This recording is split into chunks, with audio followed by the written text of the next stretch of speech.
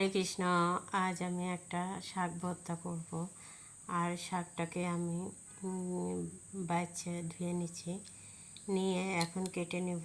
কেটে ভালো করে কুচি করে কেটে নেব।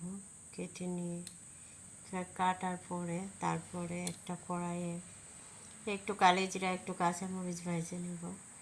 ভাজি করার পরে ওই কড়াইয়ে যে তেল এবং কালিজিরা ছিল ওটার ভিতরে আমি শাকটাকে একটু ভাজি করে নেব। ভাজি করার পরে একটু না সুন্দর সবুজ সবুজ থাকবে, এইভাবেই ভাজি করব। ভাজি করে এই যে নামিয়ে নিয়েছি।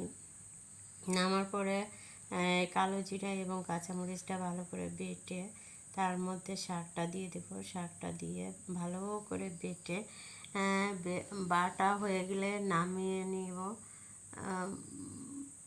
বাটা থেকে নামানোর পরে একটু সরিষার তেল দিও। হরে কৃষ্ণ।